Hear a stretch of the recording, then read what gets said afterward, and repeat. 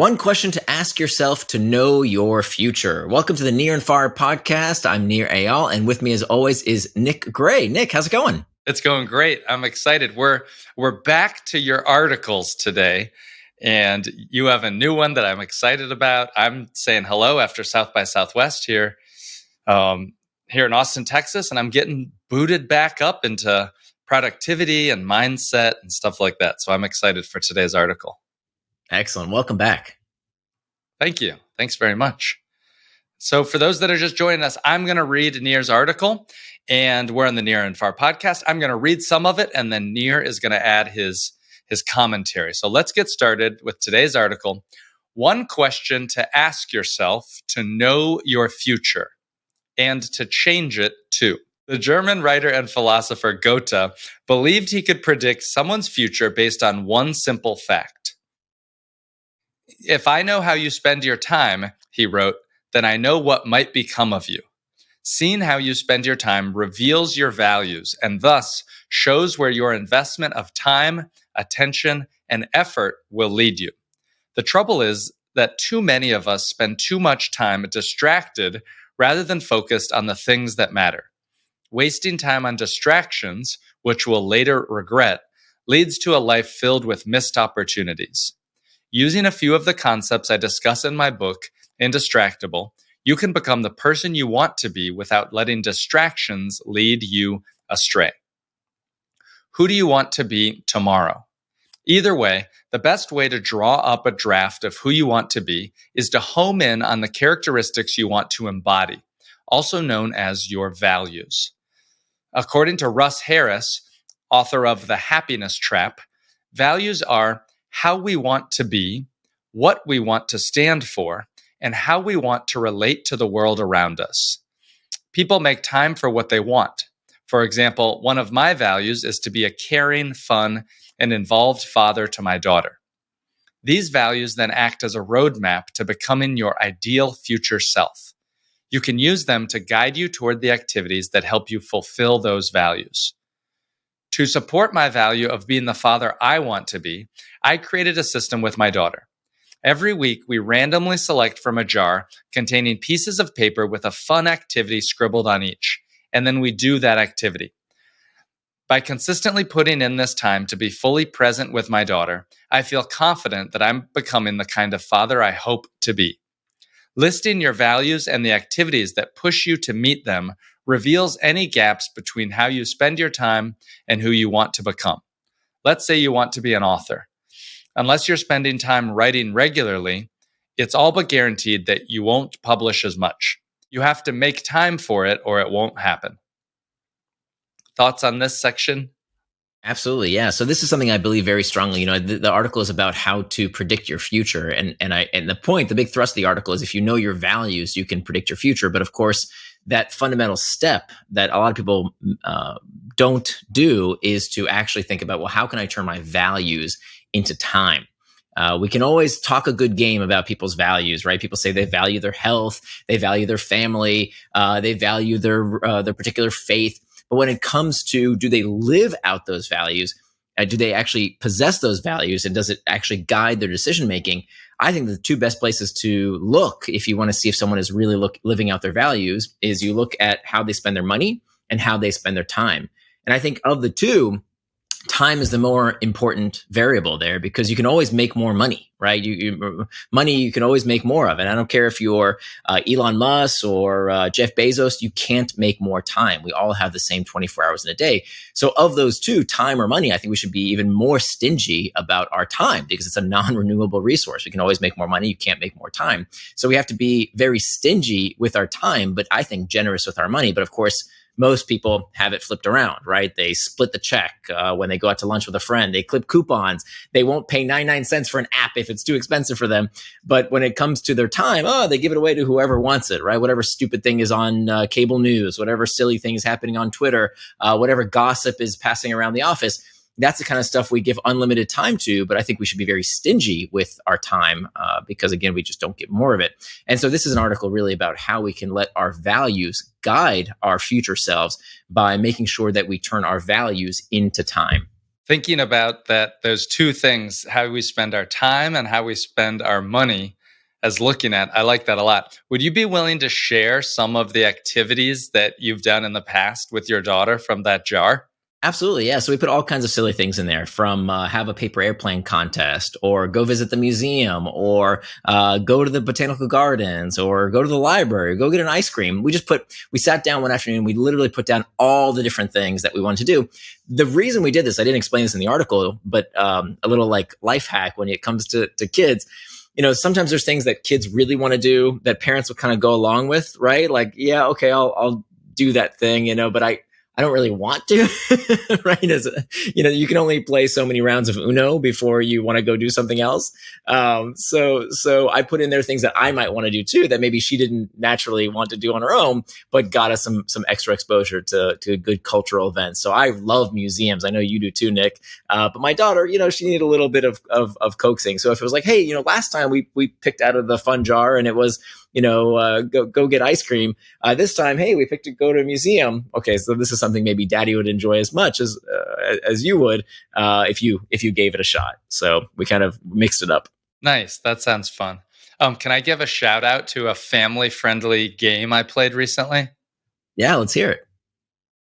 Have you ever heard of this game called Taco Cat Goat Cheese Pizza? Yes, we have it. Actually, I haven't played it yet, but my daughter has it. Yeah, it's a really fun game that's easy to learn. I played with my parents and my sister and her husband, so I recommend it. It was fun. Very cool. Moving on, next section is called Dedicate Time to Your Future Self. Too often, people don't make time for their values. They let outside influences like external triggers bulldoze how they intended to spend their time, or allow internal triggers to drive them to distraction. But here's the thing: your life in the future isn't going to look the way you want it to unless you take control of your time and attention. The best way to make our ideal future come to fruition is to turn values into time. Just to fill everyone in, if you're not familiar with those terms, external triggers and internal triggers, I know we've talked about them a lot in the past, but if you're new to the podcast, an external trigger is something in your outside environment that drives you to some kind of action. So this can be a ping, a ding, a ring, your kids, your boss, anything in your outside environment that tells you what to do. An internal trigger are these uncomfortable emotional states, and that turns out to be 90% of the source of our distractions. Boredom, loneliness, fatigue, stress, anxiety. That's the overwhelming cause of distraction. So just if you're not familiar with those terms, that's what they mean. Oh, I like that. External triggers are a ping, a ding, or a ring. And internal triggers are the emotional stuff. Is that right? That's right. And the cause of most of our distractions are the feelings we are looking to escape from. But here's the thing: your life in the future isn't going to look the way you want it to unless you take control of your time and attention. The best way to make our ideal future come to fruition is to turn values into time. Time boxing, a well-studied time and attention management technique, facilitates that. It involves reserving specific periods in your calendar for traction, the activities you planned to do in advance to live out your values. Knowing exactly what we should be doing each day and when we plan to do it helps us fight distractions and create a timeline for achieving goals. Unlike checking something off a to-do list, using a time-boxed calendar enables us to learn how long different tasks take us. That, in turn, informs a feedback loop for our progress. So, if you have a goal to write a book, putting that on a to-do list is a recipe for never getting it done. But if you time box 30 minutes a day for writing, you can track how much progress you make in that time and do some simple math to get an estimate of when you might complete the first draft. Once you've realized that you generally write 200 words in an hour, for example, you can calculate that it would take you about 200 hours to write a 40,000 word manuscript.